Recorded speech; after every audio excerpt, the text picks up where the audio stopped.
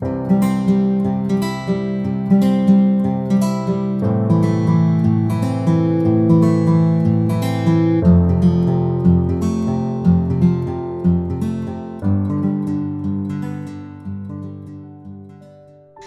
any one of you experienced clinging to the ground? What do you think would it feel to be clinging to the ground?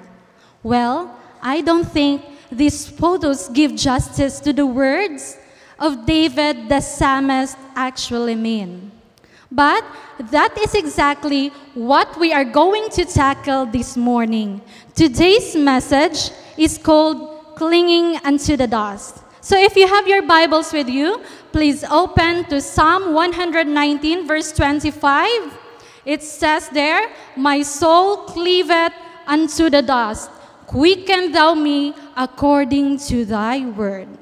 The word cleaveth is translated as daubak in Hebrew, which means to be close together, or should I simply say, be glued together.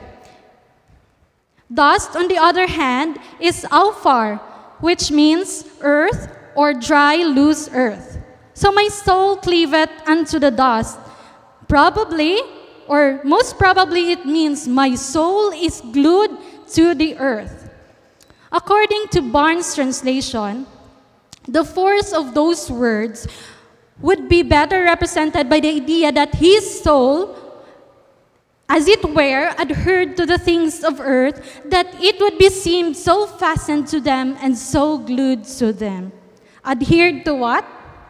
To the things of earth. Let me ask you, what are the things that we usually enjoy here on earth that would definitely our soul cling to? Oh, let's think about our ambition, our food, our hobbies, vlogging, internet, games, and even fashion, social media, and one of those is also fashion. When I was assigned in a mountain long time ago in Sultan Kudarat, one time I was very addicted to chocolates that it is very impossible to stop unless the chocolates would eventually be consumed. I was very helpless that it went between me and me being obedient to God's plan, thus said the Lord. Now let me ask you again, is there anything else in between our relationship with God that we are clinging to than being more intimate with God? The psalmist David in verse 29 continues, "Remove from me the way of thy lying, and grant me thy law graciously." David's soul is helpless. It relies on God's grace and mercy for help. Just what the prophet Jeremiah on Jeremiah 13:23 says, "Can the Ethiopian change his skin, or the leopard his spots? Then may you also do good that are accustomed to do evil." Now, because David clings to the dust or the things or habits or people on earth, why is he then asking to be quickened? Quicken, an old English word, simply means to revive or bring life. According to a website, to save the patient's life, medical and nursing staff will often administer cardiopulmonary resuscitation. And CPR involves chest compressions, and then artificial breathing, and even using this instrument called defibrillation to revive the heart. We need the heart to jumpstart, to be alive, or to be back functioning again. Well, why did David said, "Quicken me with thy word"? What is in the word, my friends? So if you have your Bibles, please open to John 1:14. It says there, "In the beginning was the Word, and the Word was with God, and the Word was God. And the Word was made flesh and dwelt among us.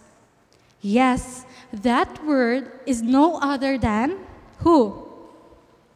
Jesus himself. And in him was life. John 1 verse 4. David actually believed that the Word could revive him because that Word is no other than Jesus. Jesus is life. And according to a writer whose name is Ellen G. White, his power, his very life dwells on his Word.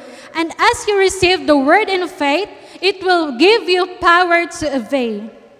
My friend, the Word is mighty to save. When Jesus was here on earth, he healed the sick with just one word. He even resurrected a man with the words, "Lazarus, come out."